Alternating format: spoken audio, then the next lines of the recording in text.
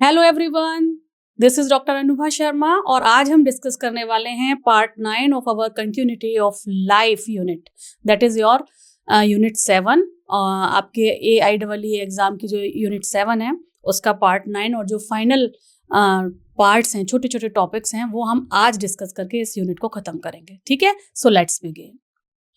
इस particular unit में हम लोग जो डिस्कस करने वाले हैं, जो छोटे छोटे पार्ट जो छूट गए थे, ये है plasmid, extra nuclear gene, viral gene, molecular basis of differentiation. ठीक है, ये 3 टॉपिक आज हम डिस्कस करेंगे। ठीक है, चलें स्टार्ट करें। तो सबसे पहले हम देखते हैं कि प्लाज्मिड क्या होता है। प्लाज्मिड का काफ़ी नाम आपने सुना है। प्लाज्मिड क्लोनिंग में यूज़ होता है, प्लाज्मिड सेल्फ रेप्लिकेटिंग होता है। तो प्लाज्मिड एक्चुअली है क्या, उसके बारे में थोड़ा सा डिटेल आज हम देखने वाले हैं। So plasmids are small circular DNA fragments. ये क्या हैं? स्मॉल सर्कुलर DNA फ्रेगमेंट्स हैं जो कि डबल स्टैंडर्ड होते हैं एंड सेल्फ रेप्लिकेटिंग होते हैं। ठीक है, ये क्रोमोसोमल DNA जो है उससे अलग हैं और उससे बिल्कुल इंडिपेंडेंटली सेल्फ रेप्लिकेट होते हैं, उससे इसका कोई मतलब नहीं है। सो इसीलिए इसको एक्स्ट्रा क्रोमोसोमल स्ट्रक्चर भी कहा जाता है। These are found in many microorganism. ठीक है, एक बार फिर से देखते हैं what is the definition. Plasmids are small circular DNA fragments.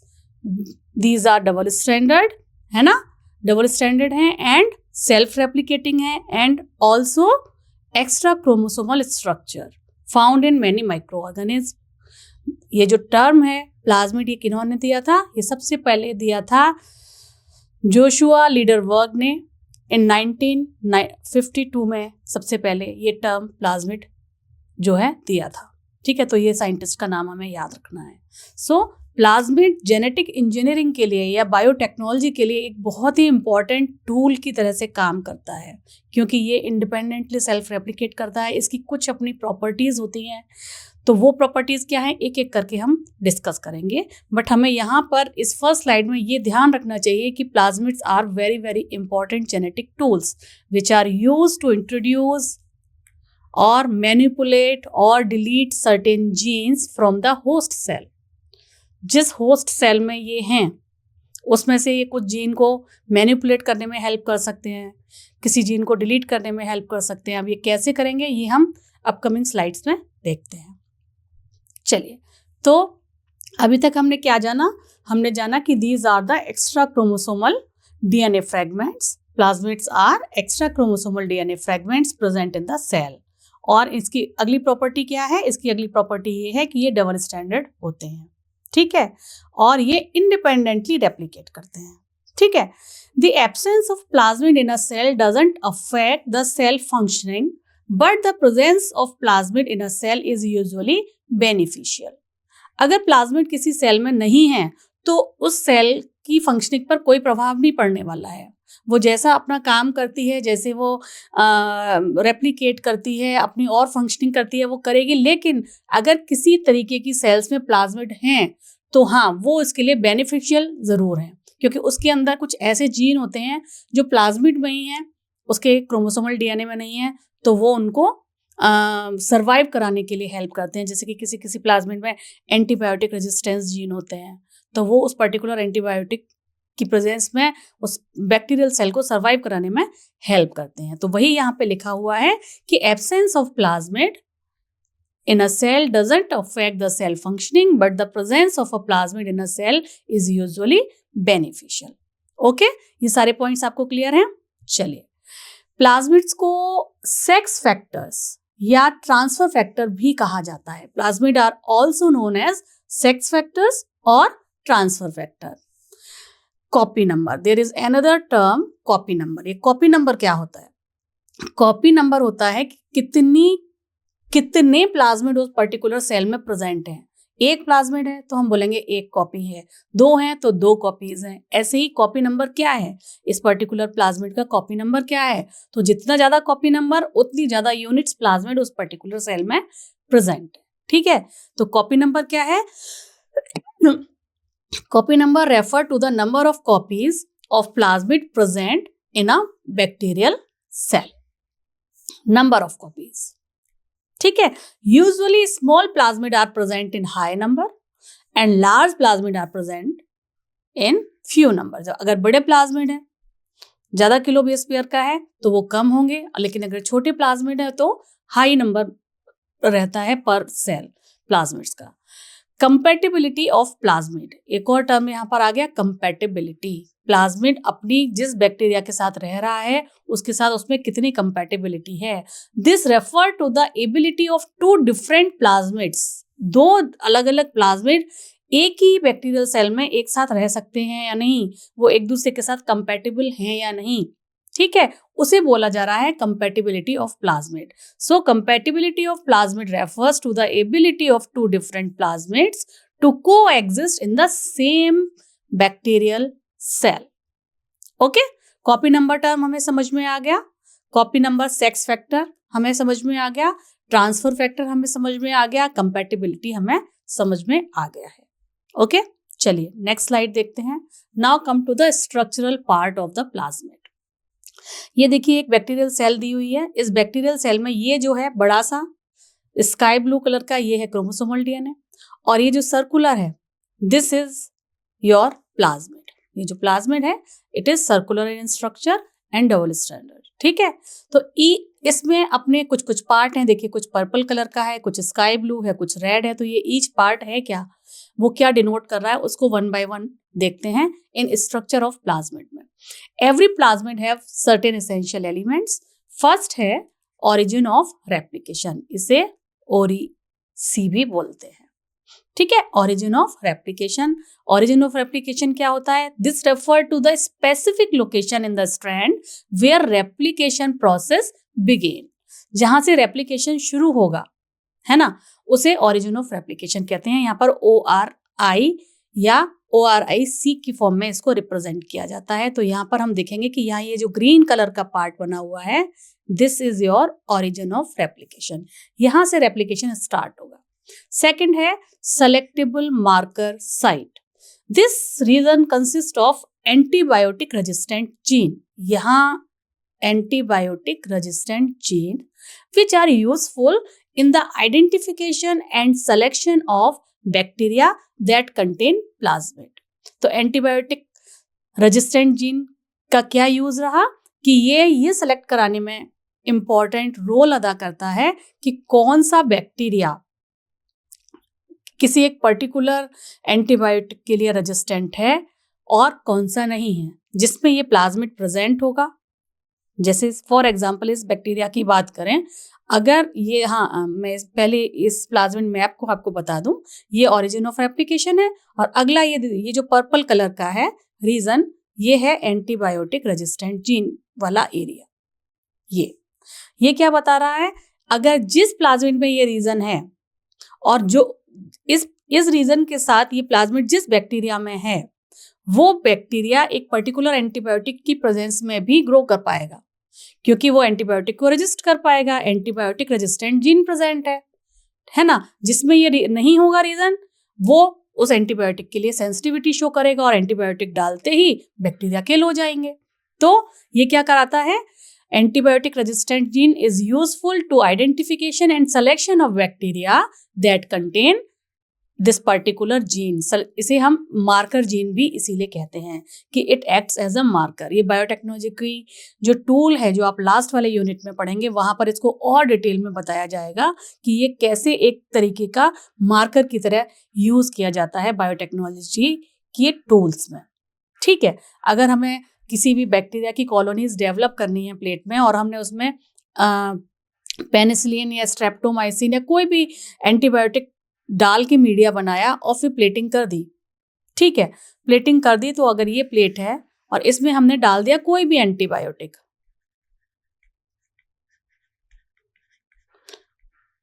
Ampicillin डाल दिया, तो इसमें जो कॉलोनीज यहाँ पर आफ्टर 24 आवर और जो भी इसका इंक्यूबेशन पीरियड है ग्रो होंगी, वो वही कॉलोनीज होंगी जिसमें ये पर्टिकुलर प्लाज्मिड होगा एंटीबायोटिक रेजिस्टेंट वाला। इस एंटीबायोटिक के लिए वो रेजिस्टेंस शो करेगा तो यहाँ पर ये ग्रो करेगा, और जो बैक्टीरिया इस पर्टिकुलर एंटीबायोटिक के लिए सेंसिटिव होंगे वो यहाँ पर ग्रो ही नहीं कर पाएंगे क्योंकि एंटीबायोटिक प्रेजेंट है। है ना। इस तरीके से ये एज अ मार्कर जीन काम करता है, इसीलिए सेलेक्टेबल मार्कर साइट भी इसको कहा जाता है। आई होप आपको ये कंसेप्ट क्लियर हो गया है। चलिए, 2 पार्ट हमने पढ़ लिए, origin of replication and antibiotic resistant gene. अब अगला पार्ट देखते हैं क्या है। अगला है प्रमोटर रीजन। प्रमोटर रीजन क्या होता है? This is the region where the transcriptional machinery is loaded, जहां से ट्रांसक्रिप्शन स्टार्ट होगा। हमने अभी ओपेरॉन पढ़े थे ना, ओपेरॉन क्या होते हैं, ओपेरॉन कंसेप्ट पढ़ा था लास्ट लेक्चर में, ठीक है। तो वहां पर भी प्रमोटर चाहिए, स्ट्रक्चरल जीन होते हैं, है ना। तो प्रमोटर रीजन वो है जहां से ट्रांसक्रिप्शन स्टार्ट होगा। तो यहाँ पर भी प्रमोटर रीजन प्रेजेंट होता है, क्योंकि हम केवल प्लाज्मिड जो ये प्रेजेंट है, इस प्लाज्मिड को अपने आप को भी तो रेप्लिकेट करना है और अपने लिए भी चीजें बनानी है। तो ये रहा ओरिजिन ऑफ रेप्लिकेशन, ये रहा एंटीबायोटिक रेजिस्टेंट जीन, ये रहा सेलेक्टेबल मार्कर। अगर कोई और सेलेक्टेबल मार्कर है लाइक हैवी मेटल्स के लिए भी अगर कोई जीन इसमें प्रेजेंट है तो वो भी act as a selectable marker gene. ये रहा आपका प्रमोटर रीजन, ये यहाँ पर है प्रमोटर रीजन, ठीक है। ओके, इसके बाद है मल्टीपल क्लोनिंग साइट, इसे बोलते हैं MCS, multiple cloning site. This site contain various sequence where the restriction enzyme can bind and cleave the double standard structure. देखते हैं यहाँ पर मल्टीपल क्लोनिंग साइट कहाँ पर प्रेजेंट है। ये देखिए, यहाँ लिखा है रेस्ट्रिक्शन साइट, यहाँ लिखा है रेस्ट्रिक्शन साइट, और यहाँ पर लिखा हुआ है इंसर्टेड जीन। ये जो मैंने फोटो लिया है, यहाँ पर इन्होंने ऑलरेडी इंसर्टेड जीन लिया हुआ है, यानी कि इस पूरी साइट में, इस पूरी साइट को हम मल्टीपल क्लोनिंग साइट कह सकते हैं, जिसमें बहुत सारे एंजाइम्स के लिए यहाँ पर कुछ कुछ सीक्वेंस हैं। जो एंजाइम्स हैं वो रेस्ट्रिक्टेड एंजाइम्स कहलाते हैं, क्योंकि वो एक पर्टिकुलर सीक्वेंस को ही रीड करके वहां से उस DNA को चॉप करते हैं या कट करते हैं। लाइक अगर किसी रेस्ट्रिक्शन एंजाइम की टेंडेंसी है कि वो AAT पर जाकर कट करेगा, AATT अगर उसको टेंडेंसी है कि वो यहाँ पर जाके ही चॉप करेगा तो वो यहीं जाकर चॉप करेगा, ठीक है। तो यहाँ पर स्पेस क्रिएट कर देगा और यहाँ पर कोई भी जीन हम लाइगेट कर सकते हैं। समझ आया? ये मैं आपको फॉर एग्जाम्पल बता रही हूँ। तो इसीलिए यहाँ पर रेस्ट्रिक्शन साइट बोला गया है, क्योंकि रेस्ट्रिक्शन एंजाइम्स के लिए एक पर्टिकुलर साइट्स होती हैं जहाँ पे पर्टिकुलर सीक्वेंस होते हैं, उसको वो रेस्ट्रिक्शन एंजाइम रीड करते हैं और फिर उसको वहां से चॉप करते हैं, क्लीवेज क्रिएट करते हैं, जहाँ पर हम अपना जीन ऑफ इंटरेस्ट क्लोन कर सकते हैं, ठीक है।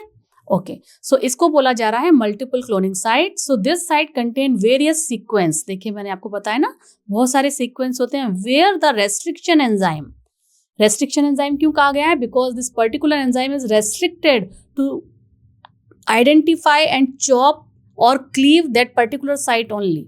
केवल उसी पर्टिकुलर लोकेशन को वो आइडेंटिफाई करेगा और वहां पर कट देगा। रेस्ट्रिक्ट है, ये रेस्ट्रिक्टेड है उसी साइट पर कट देने के लिए, यहाँ वहाँ कहीं पर भी चॉपिंग करता नहीं फिरेगा ये, ठीक है। ये एक पर्टिकुलर लोकेशन पर ही अपना एक्शन दिखाता है।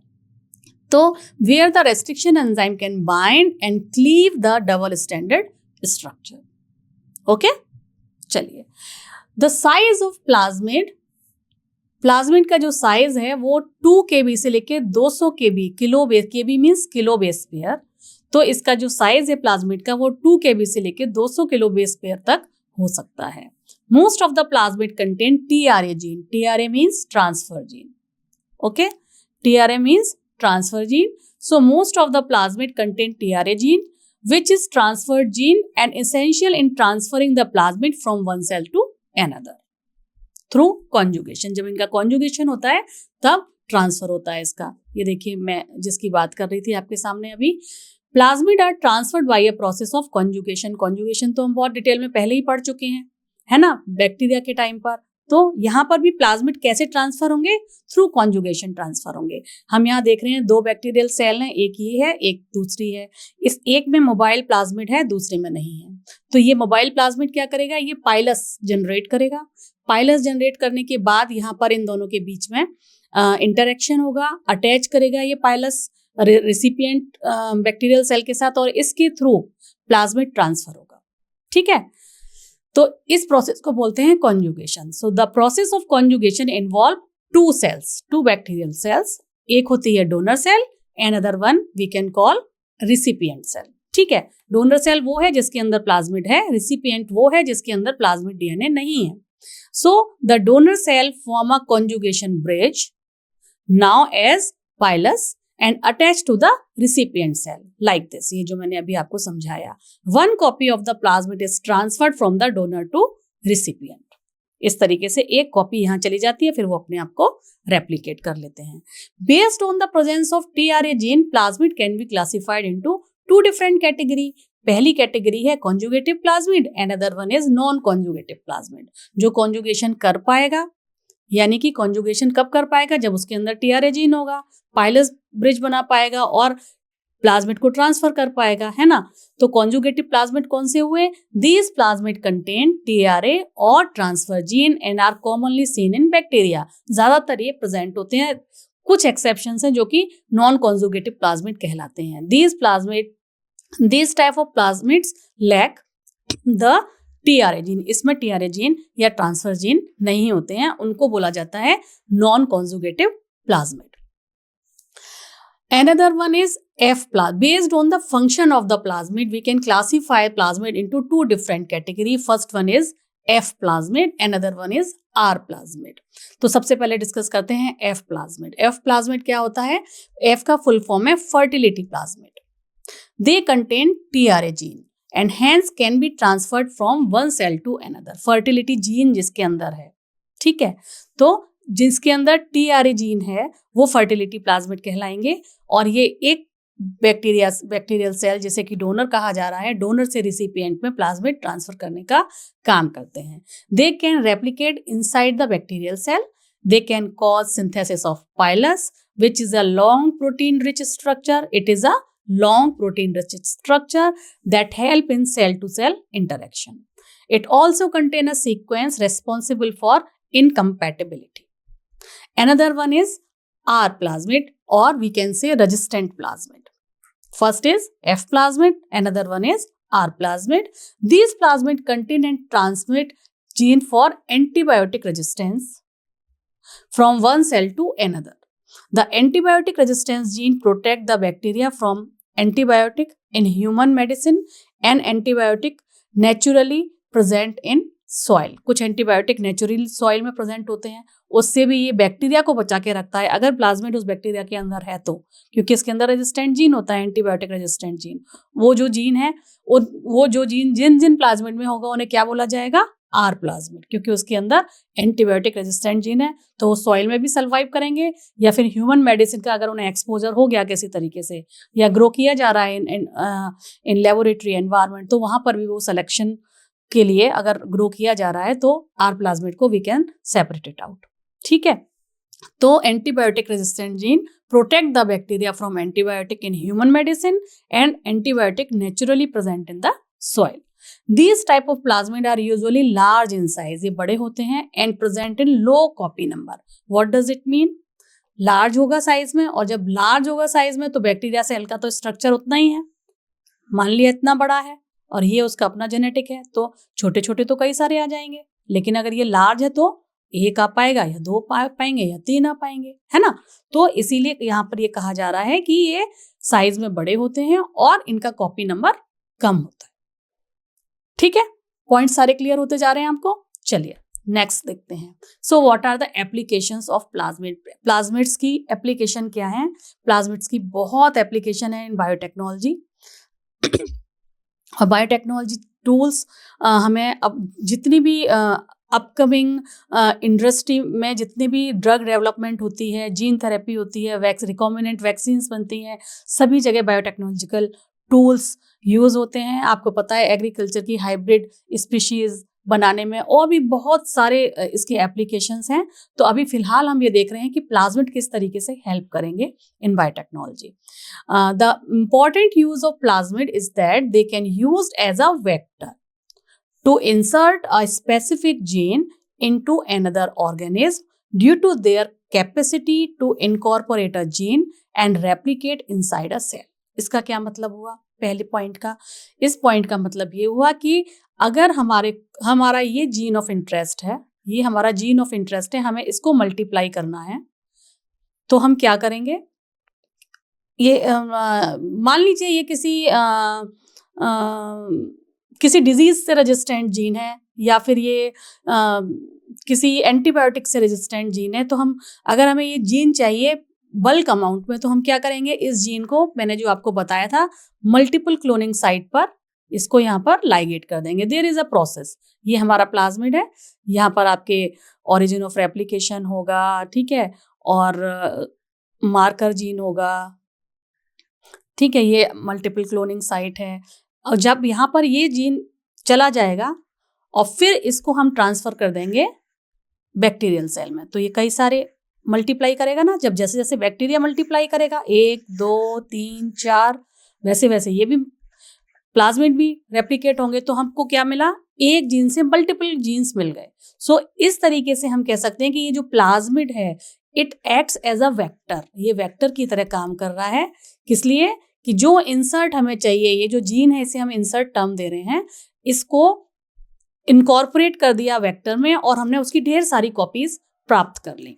ठीक है, ढेर सारी कॉपीज कैसे प्राप्त करी, हमें कैसे मिली ढेर सारी कॉपी, जब हमने अपने उस इंसर्ट को, जीन ऑफ इंटरेस्ट को उस प्लाज्मिड में क्लोन कर दिया, लाइगेट कर दिया मल्टीपल क्लोनिंग साइट में, और फिर बैक्टीरिया में ट्रांसफॉर्मेशन के थ्रू डाल दिया, तो हमें उसकी ढेर सारी कॉपी मिल गई। तो इसीलिए हम प्लाज्मिड को बोल रहे हैं कि it acts as a vector to insert a specific gene into another organism like bacteria due to their capacity to incorporate a gene and replicate inside a cell।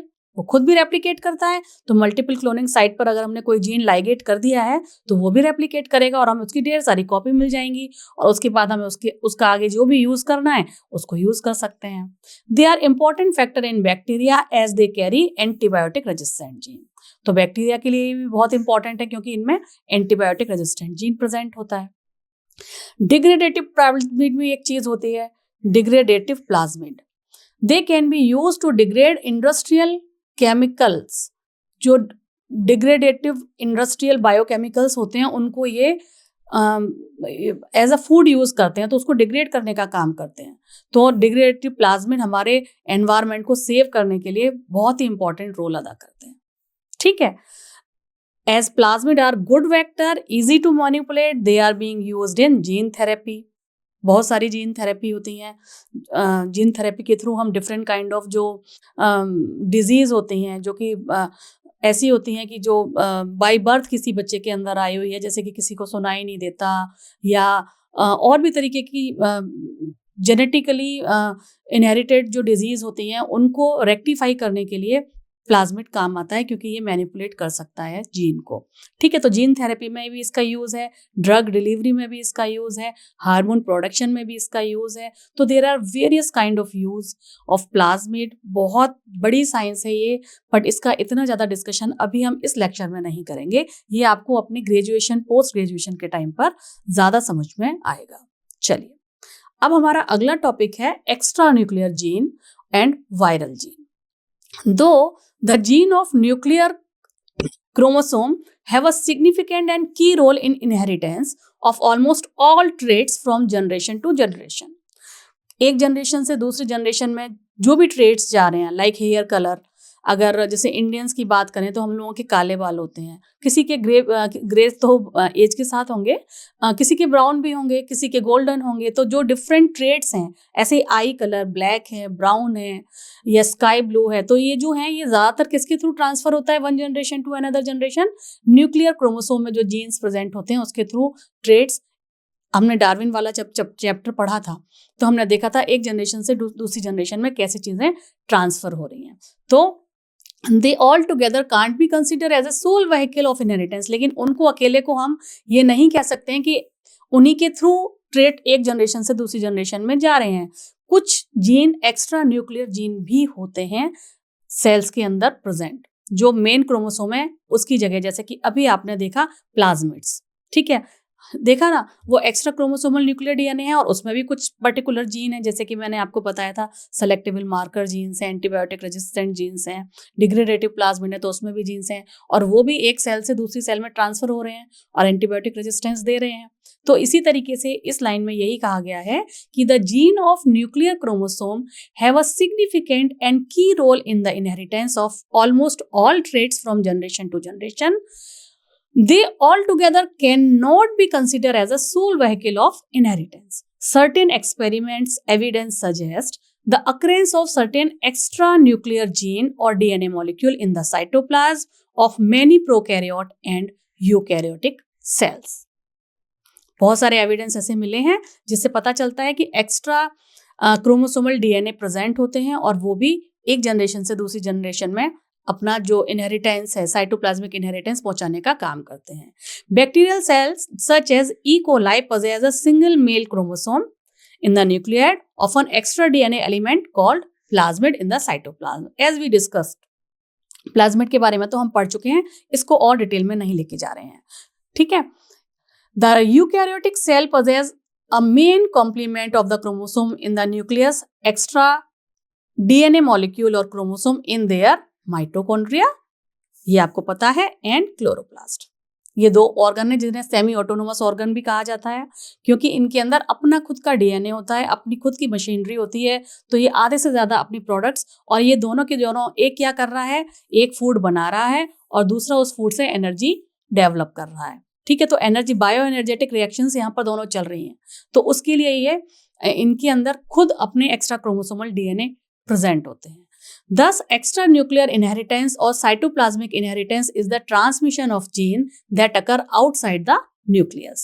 It is a form of non-Mendelian inheritance. ये non-Mendelian inheritance है, in which a trait is transmitted from the parent to offspring through non-chromosomal cytoplasmic mean. ठीक है. जो भी information mitochondria to mitochondria जाएगी, chloroplast to next chloroplast जाएगी, वो main chromosome के थ्रू तो जा नहीं रही है. इसीलिए ये क्या है, नॉन मेंडेलियन इनहेरिटेंस है, क्योंकि मेंडल ने तो मेन क्रोमोसोम के ऊपर ही फैक्टर्स बोला था उस टाइम उसने जीन को, तो उस पर बताया था कि एक कुछ फैक्टर्स होते हैं जो पेरेंट से ऑफस्प्रिंग में जाते हैं, मगर उस टाइम उसने माइटोकॉन्ड्रिया या क्लोरोप्लास्ट की बात नहीं की थी. ठीक है. So these are some traits are mainly transmitted through cytoplasmic mean.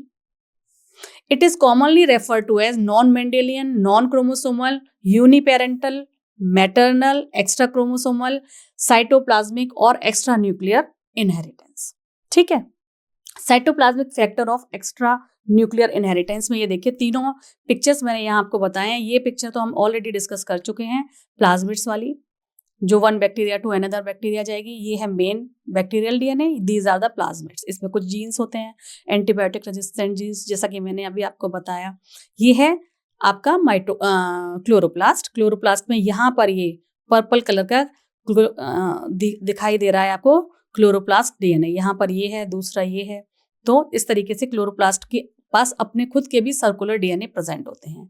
तीसरा पिक्चर है माइटोकॉन्ड्रियल डीएनए का, जिसमें ये जो सर्कुलर छोटी छोटी रिंग लाइक स्ट्रक्चर आपको मैट्रिक्स में दिख रही हैं, दीज आर माइटोकॉन्ड्रियल डीएनए.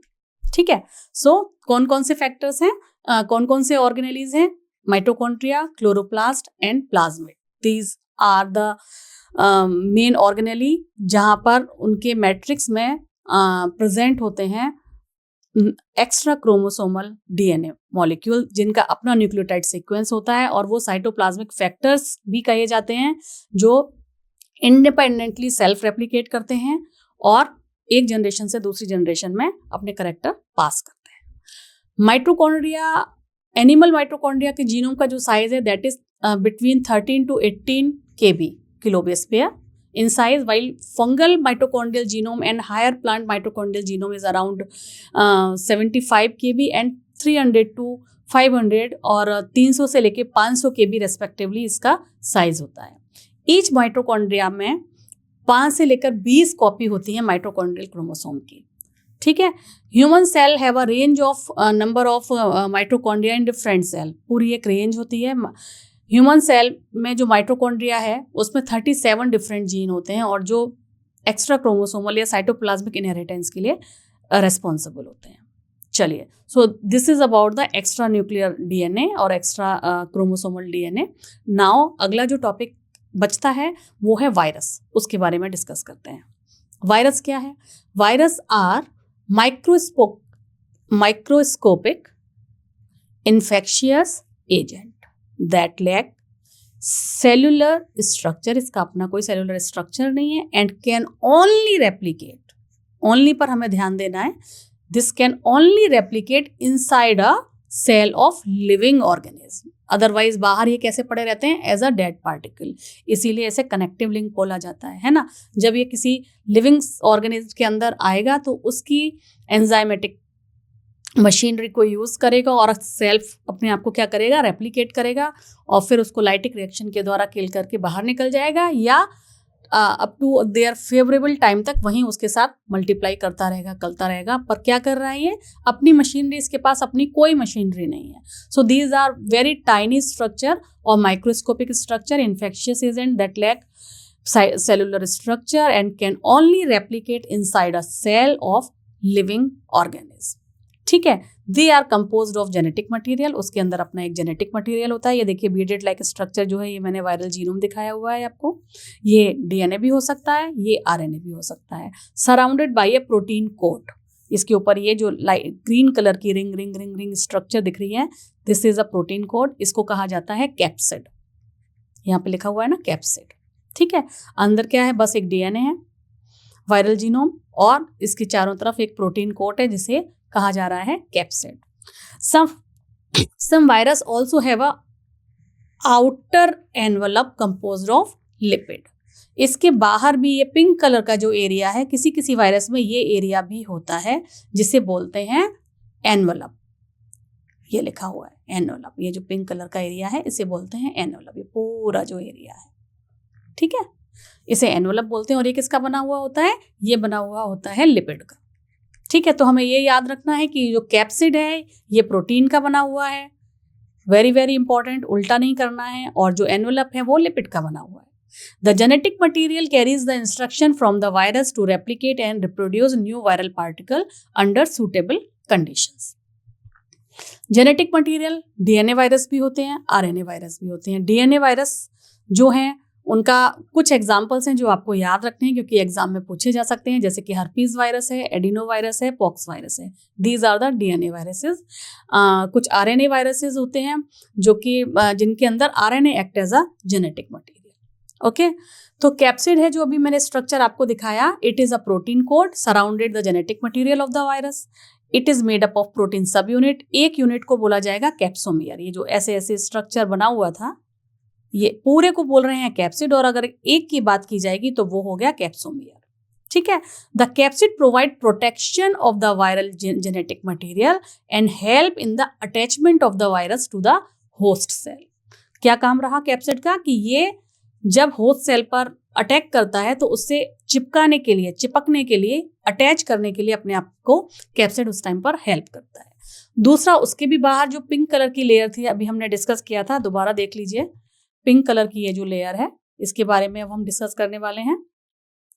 इसे बोल रहे हैं एनवलप, जो कि किसी किसी वायरस में प्रेजेंट होती है। Some virus have an outer envelope composed of lipid. इसका क्या काम है, the envelope is acquired from the host cell membrane during the process of budding के टाइम पर ये उससे एक्वायर कर लेता है। Envelope virus including influenza virus, HIV and herpes virus, इन तीनों वायरसेस में एनवलप होती है। तो ये एग्जाम्पल आपको याद करना है। वायरस रेप्लिकेशन और वायरल रेप्लिकेशन। वायरस यहाँ पर बैक्टीरियोफाज का एग्जाम्पल दिया हुआ है। बैक्टीरियोफाज यानी बैक्टीरिया किलिंग वायरस। उसका इस तरीके का स्ट्रक्चर होता है। ये सबसे पहले अटैचमेंट करेगा, अटैच करने के बाद क्या करेगा, इन्फेक्शन करेगा बैक्टीरिया में, यानी अपना डीएनए इसके अंदर इंसर्ट करेगा। फिर दो तरीके की लाइफ साइकिल ये में जा सकता है। एक है lysogenic life cycle, another one is lytic life cycle. Lysogenic में ये क्या करेगा कि ये जो डीएनए इसने इंसर्ट किया ये इस बैक्टीरियल क्रोमोसोम के साथ लाइगेट कर देगा और इसके साथ तब तक रेप्लिकेट करता रहेगा। बैक्टीरिया रेप्लिकेट करेगा, इसका भी जीनोम रेप्लिकेट करेगा जब तक इसकी फेवरेबल कंडीशन नहीं आ जाती, और इस टाइम में बैक्टीरिया को कोई नुकसान नहीं होगा। जैसे ही फेवरेबल कंडीशन आ जाएगी ये अपने जितनी भी असेंबली है, अपने जो भी बॉडी स्ट्रक्चर पार्ट है उसे बनाएगा और फिर लाइटिक साइकिल में घुस जाएगा। लाइटिक साइकिल क्या होती है, लाइटिक साइकिल होती है ये वाली, जिसमें क्या करेगा वायरस अपने आप अपनी प्रोटीन अपनी चीज़ों को सिंथेसाइज करेगा। ठीक है। सिंथेसाइज करने के बाद अपनी असेंबली को पूरा करेगा और अपनी असेंबली को पूरा करने के बाद उस बैक्टीरिया को किल करेगा और अपने वायरल पार्टिकल को रिलीज कर देगा। तो दो तरीके की हैं, एक तो है लाइसोजेनिक साइकिल, एक है लाइटिक साइकिल। लाइटिक साइकिल में वो क्या करता है, अपनी होस्ट सेल को किल करके बाहर निकलेगा, और लाइसोजेनिक साइकिल में वो बिल्कुल इनर्ट फॉर्म में उसके साथ अपना बैक्टीरियल जीनोम के साथ अपना डीएनए लाइगेट करेगा, DNA RNA whatever it is, और रेप्लिकेट करता रहेगा विद बैक्टीरिया। ठीक है। सो वही यहाँ पर लिखा हुआ है, virus can not replicate on their own, अपने आप तो ये रेप्लिकेट करता ही नहीं है, they require a host cell to reproduce. The virus life cycle involve an attachment, first step था हमारा अटैचमेंट, ठीक है। उसके बाद एंट्री करेगा into the cell, replicate of the virus genome, दूसरा है इन्फेक्शन, तीसरा है असेंबली, और उसके बाद है चौथा लाइसिस एंड रिलीज। असेंबली बनाएगा न्यू वायरल पार्टिकल की, and then release of the newly formed viruses.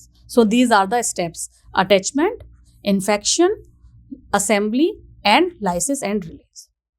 Okay. दूसरा है mutability. Virus can mutate rapidly, बहुत तेजी से ये म्यूटेशन क्रिएट करते हैं। अब कोरोना वायरस के बारे में आपको पता ही है, कितने तरीके की स्ट्रेन्स आ चुके हैं। इसके थ्रू हमें आज की डेट में तो ये पता चली गया है कि वायरस, अभी तक तो कॉपीज में पढ़ते थे, बुक्स में पढ़ते थे साइंस स्टूडेंट्स कि हाँ रेप्लिकेशन म्यूटेशन कुछ होता है, चेंजेस आ जाते हैं, लेकिन अब आप देख पा रहे हैं इन 2-3 सालों में कि वायरस कितनी तेज़ी से म्यूटेशन करता है और कितनी तेज़ी से उसकी जो विरुलेंसी है, यानी कि बीमारी करने की जो क्षमता है, वो बढ़ भी सकती है और घट भी सकती है। ठीक है, because of mutation, depend upon the type of mutation जो उसके अंदर हो रहा है। और बहुत ही रैपिडली वायरस अपने अंदर म्यूटेशन क्रिएट करते हैं due to the lack of proofreading. क्यों कर पाते हैं? क्योंकि इसके अंदर प्रूफ रीडिंग मैकेनिज्म है ही नहीं, जो हमने नॉर्मल डीएनए रेप्लिकेशन में देखा है कि DNA polymerase 1 is responsible for proof reading activity, कि कोई गलत न्यूक्लियोटाइड लग गया है तो उसे वो क्या करता है, एक्सोन्यूक्लियस एक्टिविटी से हटा के सही वाला लगा देता है। तो इसमें प्रूफ रीडिंग एक्टिविटी होती ही नहीं है, इसलिए बहुत तेजी से इसके अंदर, वायरस के अंदर क्या होते हैं, म्यूटेशंस होते हैं। This mutability contribute the ability of virus to evolve and adapt a new environment. वो फटाफट से इवॉल्व हो जाता है और नए एनवायरनमेंट में अडेप्ट हो जाता है, making challenging to develop effective vaccines. इसीलिए इफेक्टिव वैक्सीन नहीं बना पाते हैं, क्योंकि वो बहुत तेज़ी से अपने आप को, अपना आउटर स्ट्रक्चर चेंज करता रहता है, अंदर का स्ट्रक्चर चेंज करता रहता है, अपने आप को एक तरीके से बहुत आसानी से छुपा लेता है। क्यों? क्योंकि उसके अंदर बहुत सारे म्यूटेशंस हो जाते हैं, और इसीलिए एंटीवायरल ड्रग्स बनाने में भी काफ़ी चैलेंजिंग सिचुएशन साइंटिस्ट लोगों के सामने आती हैं। चलिए, so this is all about the virus. हमने वायरस के बारे में पढ़ लिया है। अब हमारा जो लास्ट टॉपिक है आज के लेक्चर का, वो है मॉलिक्यूलर बेसिस ऑफ डिफरेंशिएशन। ठीक है, उसके बारे में हम जानते हैं। तो सबसे पहले हमें ये देखना होगा कि ये जो डिफरेंशिएशन टर्म है, ये है क्या, डिफरेंशिएशन से क्या मतलब है। डिफरेंशिएशन क्या होता है? It is a process by which cell become specialised and take on a specific role in an organism. जब कोई भी सेल होती है, उसको स्पेशलाइज्ड बना दिया जाए कि आपको ये काम करना है। अब आप खुद ही देखिए, एक ह्यूमन की बात करते हैं। ह्यूमन जब सेल डेवलप हो रहा होता है, जाइगोट के टाइम पर एक सिंगल सेल स्ट्रक्चर होता है, ओवा और स्पर्म मिले, ठीक है, फर्टिलाइजेशन हो गया। उसके बाद आप देख रहे हैं 2 सेल, 4 सेल, 8 सेल, 16, 32, कितने साले होने के बाद फिर क्या होता है, एक पूरा का पूरा एक छोटा सा बेबी बन जाता है। और उसमें हर सेल को पता है कि भाई मुझे आंखें बनानी हैं, मुझे दांत बनाने हैं, मुझे स्किन बनानी है, मुझे क्या बनाना है, मुझे स्केलेटन सिस्टम बनाना है, मुझे मसल्स बनानी है। कैसे पता होता है? तो वो कैसे डिफ्रेंशिएट कर पाते हैं, वही सारी चीज़ें इस पर्टिकुलर टॉपिक में आपको बिल्कुल ब्रीफली यहाँ पर बताया जा रहा है, तो आप समझने की कोशिश करिए। ठीक है, तो डिफरेंशिएशन का मैंने आपको क्या बताया कि जब एक सिंपल सेल जो होती है वो धीरे धीरे कैसे स्पेशलाइज्ड हो जाती है, ये बताने के लिए कि आपका एक स्पेसिफिक रोल है किसी एक पर्टिकुलर ऑर्गेनिज्म में, उसको डिफरेंशिएशन कहा जाता है। तो क्या रहा definition? Differentiation is a process by which cell become specialized and take on specific role in an organism is known as differentiation. ठीक है? Okay. During human development, a single cell, or we can say a fertilized egg, differentiate into every different kind of specialized cell type found in the body, including blood, muscles and nerve cells. Different kind of cells बन रही होती हैं एक fertilised egg से। वो कैसे बन पाती हैं डेवलपमेंट के टाइम पर? सेल्स दैट आर अनडिफरेंशिएट, जो कि अनडिफरेंशिएट सेल होती हैं, शुरू में ही जो बिल्कुल जायगोट बना है उस टाइम पर अनडिफरेंशिएट सेल हैं, उनको कहा जाता है stem cells. This is very very important point जो हमें याद रखना है। Cells that are undifferentiate are known as stem cells. Stem cells are found in embryos. कहाँ पाए जाते हैं ये? एम्ब्रियो में पाई जाती हैं एंड अडल्ट में भी पाई जाती हैं। ठीक है, तो जब एम्ब्रियो में पाई जाती हैं उस टाइम हम उनको बोलेंगे एम्ब्रियोनिक स्टेम सेल्स, और जब अडल्ट्स में पाई जाएंगी तब हम कहेंगे इसको अडल्ट स्टेम सेल्स। ठीक है, तो यहाँ तक इस स्लाइड में हमें क्या समझ में आया कि डिफरेंशिएशन क्या है? डिफरेंशिएशन एक प्रोसेस है जिसके थ्रू हमें ये पता चलता है कि कौन सी सेल किस पर्टिकुलर स्पेसिफिक रोल के लिए स्पेशलाइज्ड होगी, कैसे होगी, वो डिफरेंशिएशन हो गया।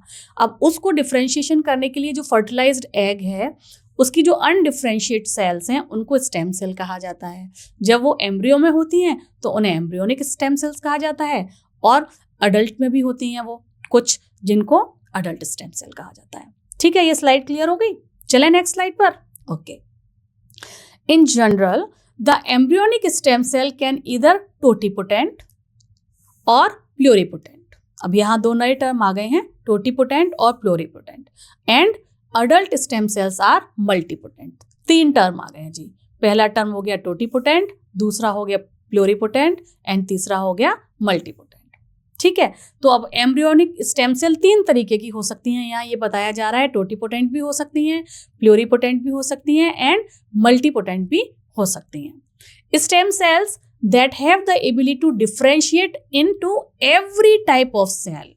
ऐसी स्टेम सेल जो किसी भी तरीके की सेल में डिफरेंशिएट हो सकती है, किसी भी तरीके की सेल में डिफरेंशिएट हो सकती है, उसके अंदर ये कैपेबिलिटी हो अगर, तो उसको टोटिपोटेंट सेल कहा जाएगा।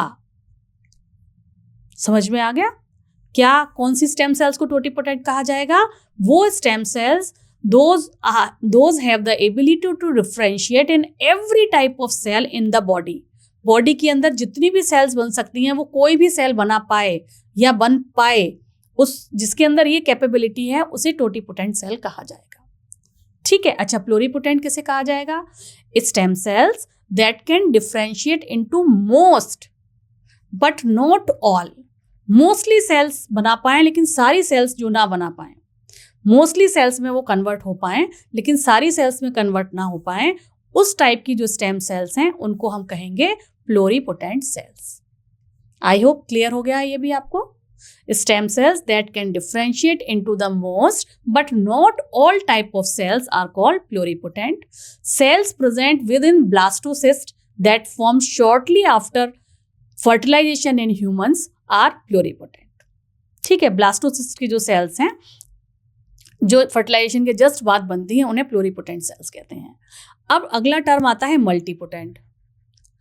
Stem cells present in adult organism that can differentiate into limited number of cells. जो लिमिटेड नंबर ऑफ सेल्स में ही बना पाएं, जो लिमिटेड नंबर ऑफ सेल में ही कन्वर्ट हो पाएं या उनको बना पाएं, उनको मल्टीपोटेंट सेल्स कहते हैं, और ये अडल्ट ऑर्गेनिज्म में पाई जाती हैं। इस चार्ट के थ्रू हम देख सकते हैं ये स्पर्म ओवा जाइगोट बन गया। अब ये जाइगोट के बाद ये जो सेल हैं एम्ब्रियोनिक स्टेम सेल्स, ये टोटिपोटेंट सेल हैं, ये किसी भी तरीके की सेल में कन्वर्ट हो पाएंगी।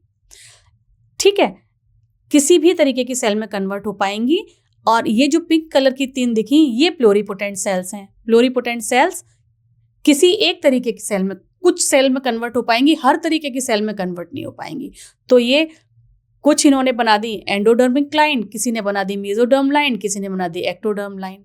अब ये आ गई मल्टीपोटेंट सेल। मल्टीपोटेंट सेल्स में कुछ ही सेल्स बना पाएंगी, यानी कि ये जो येलो वाली हैं ये केवल हार्ट सेल ही बना पाएंगी, ये जो दूसरी येलो वाली हैं केवल ब्लड सेल बना पाएंगी, ये जो ग्रीन वाली हैं ये स्किन सेल बना पाएंगी, ये वाली केवल न्यूरॉन बना पाएंगी, ये वाली केवल पैनक्रियाटिक सेल, यानी ये कुछ ही सेल्स बना पाएं उसे मल्टीपोटेंट सेल्स कहा जा रहा है। ठीक है, तो जो हर तरीके की सेल बना पाए, जिसके अंदर ये क्षमता है कि वो कितनी भी कुछ भी बना सकती है, उसे टोटिपोटेंट कह रहे हैं।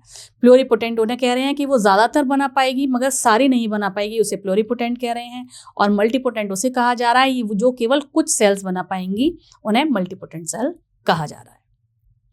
अब यहाँ पर अडल्ट बोन मैरो की बात करते हैं कि अडल्ट बोन मैरो जो होता है, ये जो बोन है, इस बोन में देखिए ये अंदर की तरफ बोन मैरो भरा होता है, इतना आपको पता है। इस बोन मैरो से क्या क्या बन सकता है? रेड ब्लड सेल्स बन सकती हैं, प्लेटलेट्स बन सकती है, WBCs बन सकती हैं, वाइट ब्लड सेल्स बन सकती हैं। तो इसमें 3 distinct type of stem cells होती हैं। एक होती है haematopoietic cell stem cells which give rise to red blood cell. Haematopoietic red blood cell, white blood cell and platelets बनाती है। दूसरी होती है endothelial stem cells which give rise to lymph vessels, है ना। और एक होती है mesenchymal cell which give rise to different kind of muscle cells. तो इसके अंदर भी अडल्ट में भी होती है मगर वो कुछ बना पाती हैं, सारी नहीं बना सकती हैं, ठीक है। तो ये स्टेम सेल्स हैं। स्टेम सेल से बहुत सारी स्टेम सेल्स बनी और बहुत सारे स्टेम सेल्स से बनने के बाद वो डिफ्रेंशिएट होके स्पेसिफिक ऑर्गन्स बन जाते हैं। और इसमें आपको एग्जांपल बता दिया कि ये बोन मैरो के अंदर प्रेजेंट है, उससे कुछ ही टाइप की सेल्स स्पेशलाइज्ड सेल बन सकते हैं। Nearly all cell type in a large organism contain the same DNA, yet they express their gene differently. सारी सेल्स में आपको पता है सेम DNA होता है, ठीक है, लेकिन अलग अलग तरीके से वो एक्सप्रेस हो रहा होता है। कहीं पर ज़्यादा एक्सप्रेस हो रहा होता है, कहीं पर कम एक्सप्रेस हो रहा होता है। कहीं किसी चीज़ की ज़रूरत ज़्यादा है, वो ज़्यादा एक्सप्रेस करेगा, उस तरीके की प्रोटीन ज़्यादा बनेगी। जहाँ पर कम यूज़ हो रहा है वहाँ कम प्रोटीन बनेगी, ठीक है। तो ये होता कैसे है, ये रेगुलेट कैसे होता है? ये जीन एक्सप्रेशन से रेगुलेट होता है। ये इस डायग्राम के थ्रू हमें क्या पता चल रहा है कि ये जो डबल स्टैंडर्ड DNA है, इसने ट्रांसक्रिप्शन किया, ट्रांसक्रिप्शन के बाद इसने mRNA बनाया, mRNA आ गया साइटोप्लाज्म में और फिर इसने ट्रांसलेट कर दिया अमीनो एसिड्स को, जिससे कि एक पॉलीपेप्टाइड बन गई। मगर पॉलीपेप्टाइड कितनी बननी है और कब बननी है, ये डिसाइड होगा बहुत सारे फैक्टर्स पर डिसाइड होता है और ये इसी को जीन एक्सप्रेशन कहते हैं, ठीक है। तो gene expression describe the way in which genetic information is put into an action. DNA is first transcribed into mRNA। बिल्कुल सही बात है, यही मैंने अभी आपको बताया। The codon of mRNA specify the sequence of amino acid in a protein. बिल्कुल, इसके जो कोडोन होते हैं वो ये बताते हैं कि कौन सा अमीनो एसिड बनना है। Protein in turn play a key role in producing an organism trait. वो प्रोटीन जो बनती है वो ये बताती है बदले में कि उस ऑर्गेनिज्म का उस पर्टिकुलर चीज़ के लिए कौन सा ट्रेट होगा, है ना। ऐसे ही तो चीज़ें उसमें आती हैं कि ये कोई भी एंजाइम कितना बनेगा नहीं बनेगा। हमने ओपेरोन थ्योरी भी पढ़ी थी, है ना। लैक्टोज की प्रेजेंस में, लैक्टोज की एब्सेंस में क्या हो रहा था। तो वही जीन एक्सप्रेशन का जो रूल है वो यहाँ पर भी लगता है। Gene can be affected in several way by DNA binding protein called transcription factor. Gene कितना एक्टिवेट होगा, जीन कितना काम करेगा, किसी जीन का प्रोडक्ट कितना बनेगा, ये कुछ फैक्टर्स पर डिपेंड करता है और उन फैक्टर्स को बोलते हैं ट्रांसक्रिप्शन फैक्टर। और these are certain binding proteins. ये छोटी छोटी प्रोटीन्स होती हैं जो कि DNA बाइंडिंग प्रोटीन होती हैं, जिसे ट्रांसक्रिप्शन फैक्टर कहा जाता है, ठीक है। Transcription factor bind to the regulatory site और regulatory region of a gene and affect their expression. ये जो ट्रांसक्रिप्शन फैक्टर हैं ये रेगुलेटरी रीजन के साथ बाइंड करते हैं और फिर ये बताते हैं कि जीन एक्टिवेट होगा या नहीं होगा, ठीक है। जैसे एक पर्टिकुलर ये जीन बताया, ये एक पर्टिकुलर जीन है, इसका प्रोडक्ट बनना है या नहीं, ये इसका प्रमोटर रीजन है, ये रेगुलेटरी रीजन है, ठीक है। अगर ट्रांसक्रिप्शन फैक्टर यहाँ पर आके बाइंड हो गया, सारे के सारे ट्रांसक्रिप्शन फैक्टर, तो ये जो RNA पॉलीमरेज है वो भी यहाँ पर आकर बाइंड हो जाएगा। देखिए ये यहाँ पर आके बाइंड हुआ तो transcription factor form a binding site for RNA polymerase. उसने एक बाइंडिंग साइट बना दी RNA पॉलीमरेज की और ट्रांसक्रिप्शन स्टार्ट हो गया। लेकिन अगर ये ट्रांसक्रिप्शन फैक्टर दूसरी रीजन पर यहाँ पर जाके बाइंड हो गया तो यहाँ पर ये बाइंड ही नहीं होगा, यहाँ बाइंड नहीं होगा, RNA पॉलीमरेज बाइंड नहीं होगा, RNA पॉलीमरेज बाइंड नहीं होगा तो ये जीन का ट्रांसक्रिप्शन ही नहीं होगा, ट्रांसक्रिप्शन नहीं होगा, प्रोटीन नहीं बनेगी, ठीक है। तो इस तरीके से ट्रांसक्रिप्शन फैक्टर का इतना इंपॉर्टेंट रोल होता है। यही यहाँ पर बताया गया है आपको कि transcription factor bind to the regulatory region of a gene that affect their expression. These are the regulatory reasons. Some transcription factor turn gene on and other help to turn gene of, कुछ turn on कर सकते हैं और कुछ उन्हें turn off कर सकते हैं। Different transcription factor are associated with the differentiation of stem cell in the bone, muscle and nerve cell. और इसी तरीके से डिफरेंट ट्रांसक्रिप्शन फैक्टर हर तरीके की सेल में, स्टेम सेल चाहे वो बोन की है, मसिल्स की है, नर्व सेल्स की है, वहां पर काम करते हैं। Changes in the pattern of gene expression affect the type and amount of RNA produced by the cell. Gene expression का पैटर्न जितना चेंज हो रहा है उस पर ही डिपेंड करेगा आरएनए कितना बनेगा, और आरएनए जितना बनेगा उतना ही वो प्रोटीन बनेगी। Recall that DNA is transcribed into mRNA, mRNA then provide instruction that direct the production of protein in, कैसे? Through translation. The type and number of protein in a cell generate help to determine how cell differentiate. ठीक है, बात समझ में आ रही है कि transcription factor जितना ज्यादा बाइंड करेगा, कब बाइंड करेगा कब नहीं बाइंड करेगा, वो बताएगा कि कितना आरएनए बनेगा उस पर्टिकुलर टाइप ऑफ सेल में। मसल है, नर्व सेल है, ब्लड सेल है, कितना बनेगा कितना नहीं बनेगा। ठीक है, स्टेम सेल से वो डिफरेंशिएट होगा, कितना बनेगा कितना नहीं बनेगा। और वो कैसे होगा? जैसे कि आपको बताया पहले, वही डीएनए से एमआरएनए, एमआरएनए से प्रोटीन बन रही है, पर प्रोटीन का बनना इस बात पर डिपेंड करता है कि पैटर्न ऑफ जीन एक्सप्रेशन है क्या। तो ये अफेक्ट करता है अमाउंट ऑफ आरएनए प्रोडक्शन को। इसके अलावा कुछ एनवायरमेंटल फैक्टर्स होते हैं, वह भी सेल्यूलर डिफरेंशिएशन पर अपना इफेक्ट दिखाते हैं। जैसे अ सेल एक्सटर्नल और internal environment can affect it's pattern of gene expression. उसका इंटरनल एनवायरनमेंट कैसा है, एक्सटर्नल एनवायरनमेंट कैसा है, ये भी अफेक्ट दिखाता है। For example, during development of many animals the concentration of certain transcription factor into the cytoplasm of the egg cell determine basic body plan। वो ट्रांसक्रिप्शन फैक्टर उस टाइम साइटोप्लाज्म में हैं कितने ट्रांसक्रिप्शन फैक्टर, वो protein है ना, छोटी छोटी प्रोटीन ही तो है, वही तो जाके रेगुलेटरी रीजन पर जाकर बाइंड कर रही है, अभी हमने डिस्कस किया था। तो ये इंटरनल फैक्टर है कि ट्रांसक्रिप्शन फैक्टर की कॉन्सेंट्रेशन है कितनी साइटोप्लाज्म में। तो ये इस बात पर डिसाइड करेगी कि बेसिक बॉडी पार्ट्स कैसे बनेंगे, कौन सा पार्ट टेल बनाएगा, कौन सा पार्ट हेड बनाएगा, कौन सा पार्ट फ्रंट बनाएगा, कौन सा पार्ट बैक बनाएगा। ऐसे ही कुछ एक्सटर्नल फैक्टर भी काम करते हैं, जैसे कि टेम्परेचर। यहाँ टेम्परेचर के बारे में बताया गया है। During the development of turtle जब डेवलप हो रहा होता है तो उसका एक स्पेसिफिक टेम्परेचर है, वो ये बताएगा कि वो ये डिटरमाइन करता है अगर पर्टिकुलर टेम्परेचर है कि सेक्स उस पर्टिकुलर ऑफ स्प्रिंग का क्या होगा at the time of hatching. ठीक है, so temperature during the development of turtle and some other reptile help to determine the sex of hatching offspring, ये उस टाइम पर बताता है।